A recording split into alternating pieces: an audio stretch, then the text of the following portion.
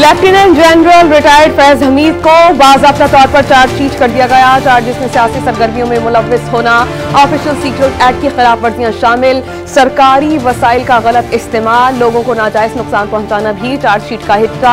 Army act की दफात के तहत फैज हमीद के खिलाफ कार्रवाई की जाएगी। फैज हमीद 9 मई से जुड़े वाकयात में भी शामिल तफ्तीश।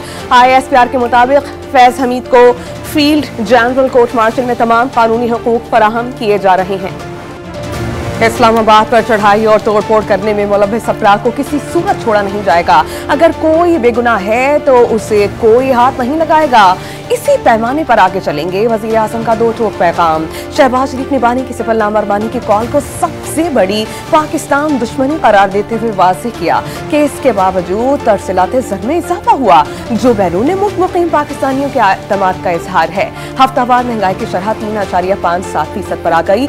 अमन और सुकून और मुआशी इस्तेहकाम मुल्क की मुआशी तरक्की और इस्तेहकाम का अहम जुज़्व है। वज़ीर आज़म का काबीना इजलास से खिताब। शाम में फंसे पाकिस्तानियों से अहले खाना का राबता मुश्किल हो गया। एयरपोर्ट बंद हो जाने से दमिश्क समेत कई शामी इलाकाजात में पाकिस्तानी महसूर। अहले खाना की अपने प्यारों की वापसी के लिए हुकूमत से फौरी इक़दाम करने की अपील। रहीम यार खान के शेख ज़ैद हॉस्पिटल में एड्स के आम मरीजों की मशीनों पर डायलिसिस का इंकशाफ। इंक्वायरी पर नेफ्रोलॉजी वार्ड के प्रोफेसर डॉक्टर आबिद हुसैन मुअत्तल। डॉक्टर्स ने इंक्वायरी तक मुअत्तल प्रोफेसर की बहाली का मुतालबा कर दिया। घोटकी में पुलिस की कार्रवाई। रहीम यार खान के कच्चे से अगवा होने वाला शहरी बासियाब।